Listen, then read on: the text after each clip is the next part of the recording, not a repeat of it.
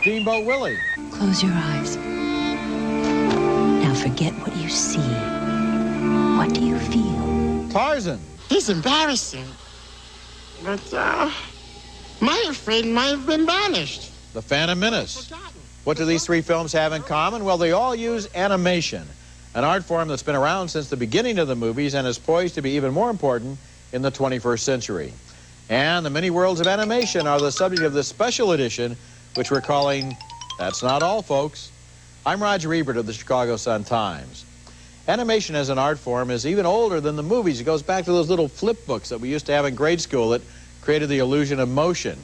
And now, at the end of film's first century, it seems poised to finally come into its own as an art form for adults as well as for children. And that's what this special show is about. When I was a kid, I liked animated movies better than live-action ones for a reason that made perfect sense to me at the time, which was they seemed more real. Yes, more real than live-action, where there were confusing things going on and lots of ambiguity that a kid couldn't understand.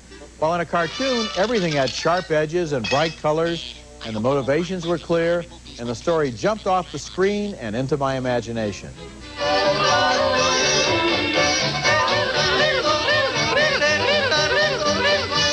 Walt Disney's Snow White was the first animated film I saw, and Pinocchio was the second, and that one is still my favorite. Oh, look!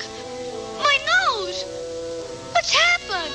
Perhaps you haven't been telling the truth, Pinocchio. And, of course, Disney has been the leading source of animation ever since, with blockbusters like Beauty and the Beast with its freewheeling choreography, The Lion King, which caught the majesty of nature, and Aladdin, where the animators matched Robin Williams' improvisation. Aladdin. Aladdin! Hello, Aladdin. Nice to have you on the show. Can we call you Al, or maybe just Din? Or how about Laddie?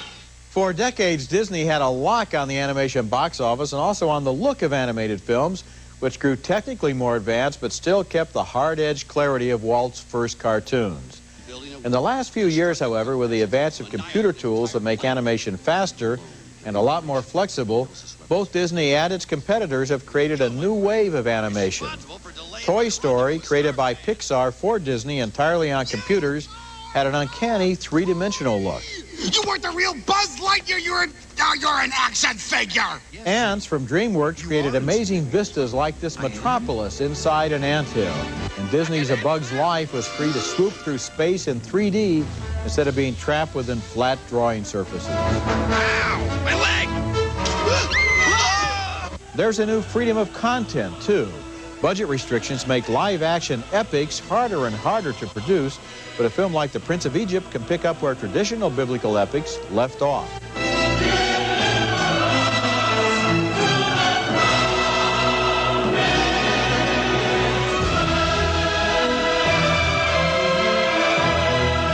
But animation specifically for grown-ups has had a harder time.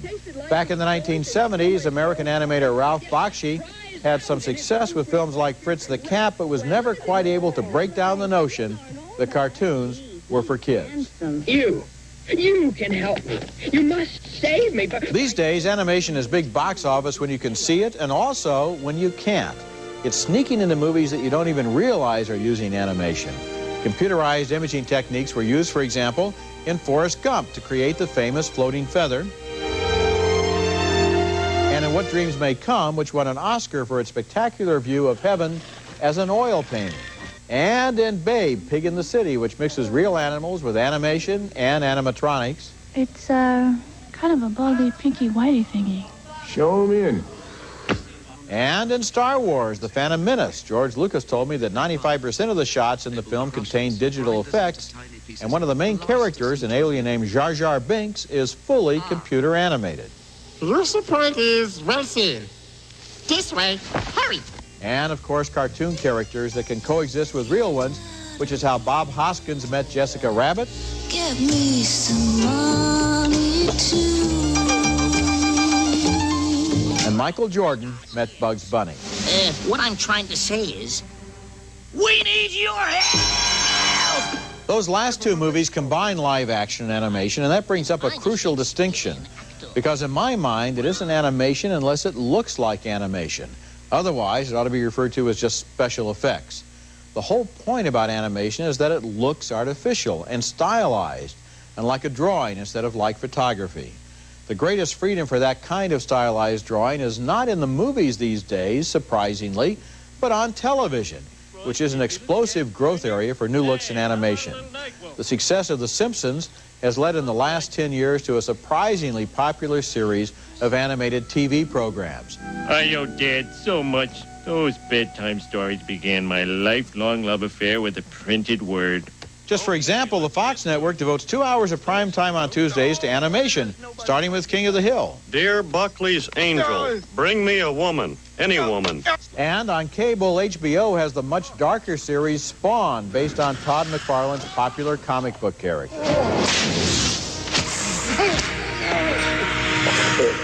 Meanwhile, cartoons for kids used to be limited to old reruns and dumb action adventures, but now there's a lot more creativity. The lineup of network shows called One Saturday Morning has fresh characters like Doug and Pepper Ann. And very small kids are targeted by Nickelodeon's Rugrats, while older audiences like the satirical edge of Comedy Central's South Park. You guys can stop fighting. It was me she was checking out until you puked on her. And there's a boom in made-for-video animation that goes straight to the video stores. For example, The Return of Jafar, a sequel to Aladdin. And The Lion King 2, Simba's Pride.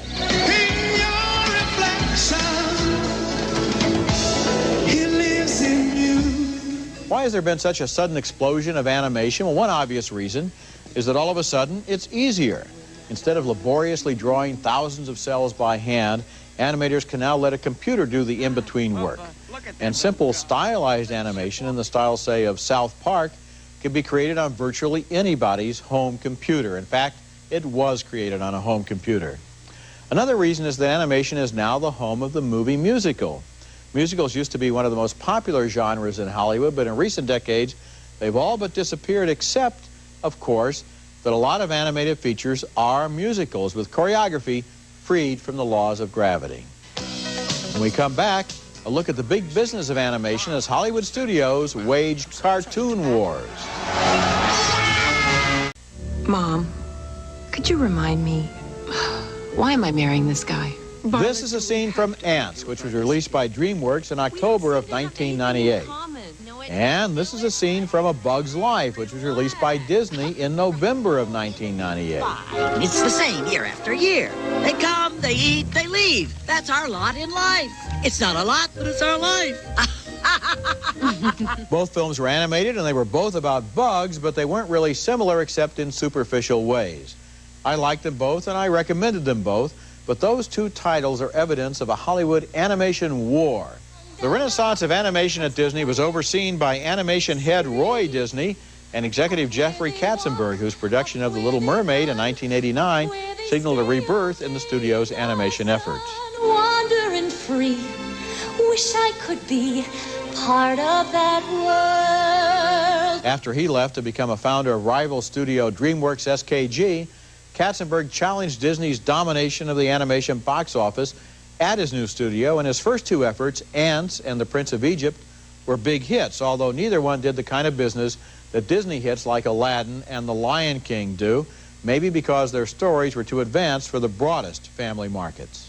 Other studios were also no longer leaving it to Disney. They were lining up for their own piece of the animation pie.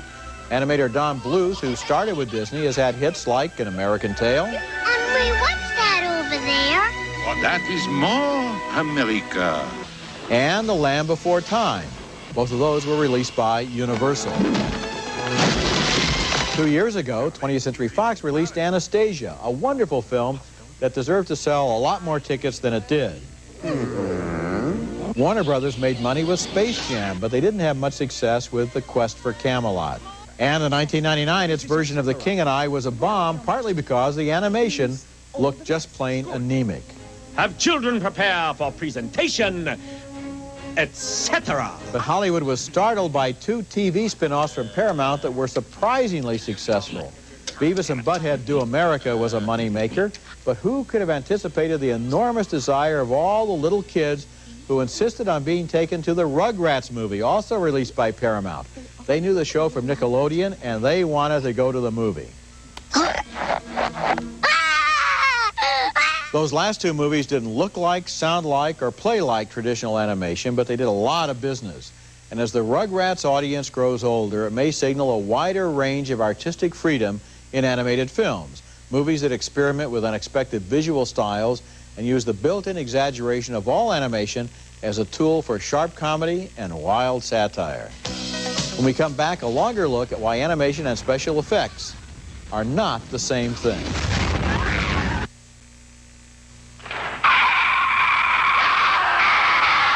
We used to laugh at the incredibly bad special effects in monster movies like when dinosaurs ruled the earth. But nobody laughed when these dinosaurs appeared in Jurassic Park.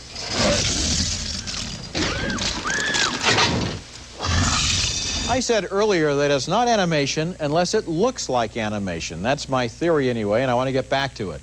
In recent years, Hollywood has found ways to achieve an invisible, seamless marriage between computer-generated figures and live action.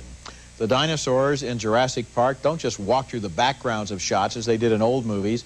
They seem to move without effort through the same space as the actors.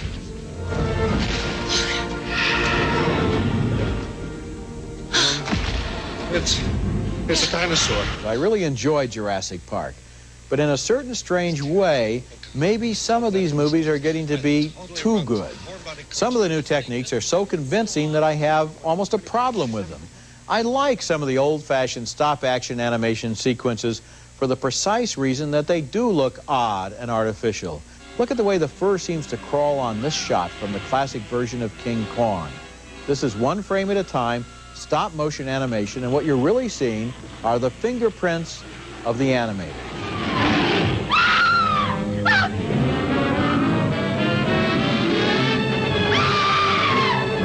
Big Ape there looks phony, but he feels real. And now take another look at the digital lizard created by computers for the latest Godzilla. This time, the monster looks real, but it feels phony.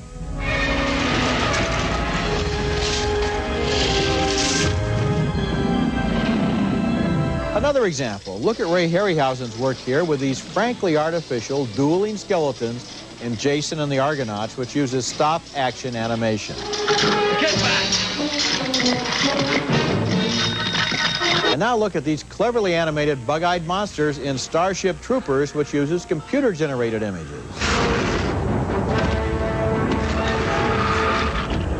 For my money, in both of those comparisons, the older film is creepier and somehow more magical. It proves that any technical advance is only a tool. What really matters is how well filmmakers make use of it. We shouldn't even call it animation if it blends seamlessly with reality. But as important as the look is to animated movies, so is the content. Certain kinds of stories are better suited to animation than to live action. Movies based on comic books, for example. I mentioned Spawn from HBO earlier. Well, I love the Batman comics with their extreme visual angles and their dark shadows and noir plots. And I actually think Batman works better in animation than live action. And since Warner Brothers makes Batman movies in both formats, let's make a side-by-side comparison. Here's the city at night in Batman and Robin.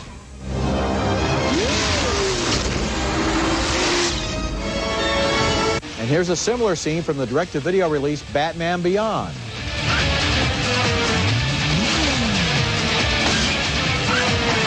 And how about Tarzan?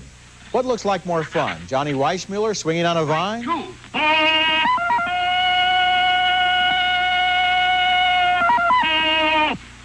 Or an animated Tarzan who defies gravity?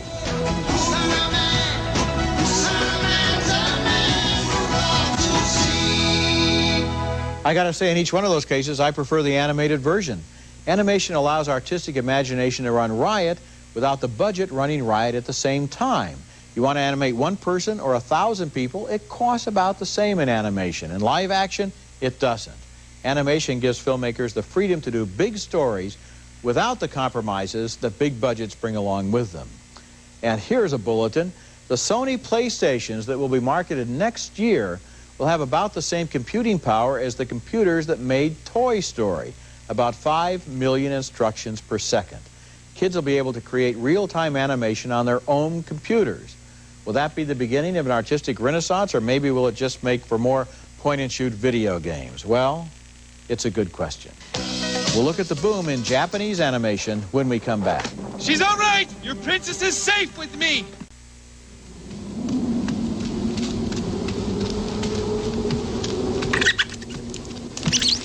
That's a scene from Princess Mononoke, an animated film that's going to be released in this country by Miramax. It was directed by a man named Hayao Miyazaki, the king of Japanese animation. In Japan, the name for animation is anime, which is spelled like this. American showbiz journalists have almost entirely overlooked the amazing boom right now in anime in American video stores. You never read about anime in the paper or hear it discussed on television, but walk into any video store, even in a small town, and you'll see hundreds of anime tapes which are being rented by somebody like crazy.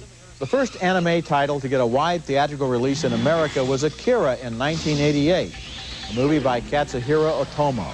It looked just like a modern sci-fi action picture like Blade Runner or The Matrix, except, of course, it was animated.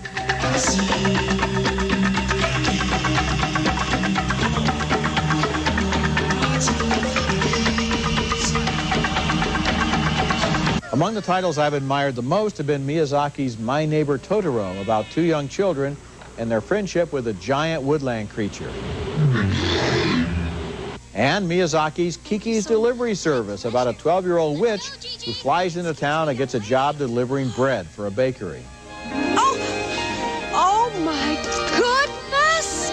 But anime also deals with serious adult themes. For example, Rujin Z is an Orwellian satire about a future society where the elderly are locked into computer-controlled containers that take care of all their needs. Steam drying is standard on all models. And Ghost in the Shell is a science fiction film about an interface between humans and computers. HQ, patch me target info from the district controlling that truck.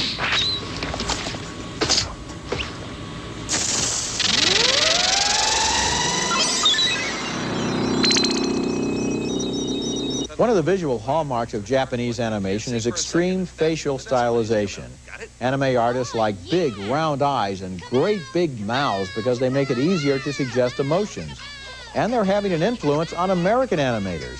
Look at the characters in My Neighbor Totoro here, and now look at the orphan boy adopted by apes in Disney's new animated feature Tarzan.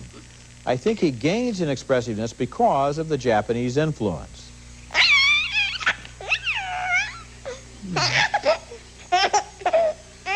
In a typical year in Japan, animated films can account for 25 to 33% of the box office. They're really tuned in to the artistic look of drawn action. When we come back, a look at some of this summer's animated features.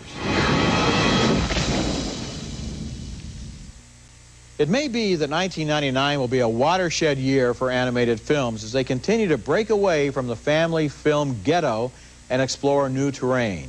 This has been a big summer for animation with releases from 3 major studios. First out of the gate was Tarzan, Disney's big summer hit, which liberated the ape man to fly through the trees almost as if he was surfing on vines.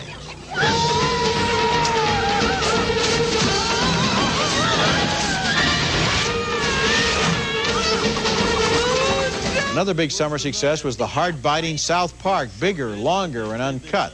I gave South Park a marginal thumbs down because of what I thought was the movie's mean spirit, but I did admire its intelligence and energy, and as the smoke clears after the summer of 1999, it's clear to me that this was a movie that took chances and made scathing criticisms of the broken-down MPAA rating system. Maybe I got carried away by my immediate reaction. This is really a very good film. Nothing but foul language and toilet humor. Well, I guess I'll have to send a warning letter out to parents before more children see Terrence and Philly. Everybody's seen it. Eric! I'm sorry, I can't help myself. That movie has warped my fragile little mind. The Iron Giant told a story with great energy and style, and by using animation, it was able to show us things that would have cost millions to duplicate in special effects. Turn it off! And this fall, Princess Mononoke will get a theatrical release from Miramax, which thinks it knows how to handle crossover animated titles. They're going to pitch it to adults as well as kids.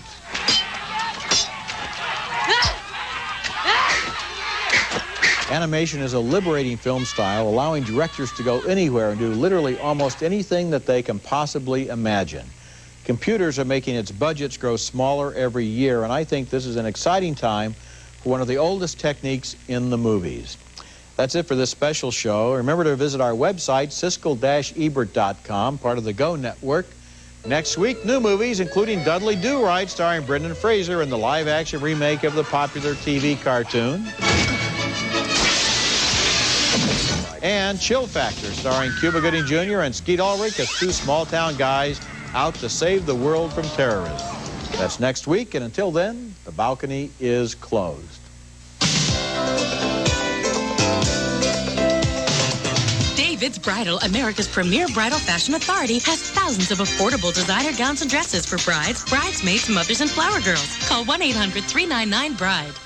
America Online 4.0, the easiest just got easier. AOL has got it all. Email, internet, and a whole lot more. Where else are you going to find all this? America Online, so easy to use, no wonder it's #1. Urinary pain isn't going to stop you today. Urostat, from the makers of Monistat, relieves urinary pain until you can see your doctor. Now on pay-per-view, Will Smith. Why are they after me? And Gene Hackman. You have something they want! In the year's biggest thriller, Enemy of the State, rated R. Closed captioning for Siskel and Ebert is sponsored by... Hi. Hey. You quit smoking. He didn't quit. He uses Targon mouthwash. Look how Targon removes tobacco tar. If you smoke, use Targon.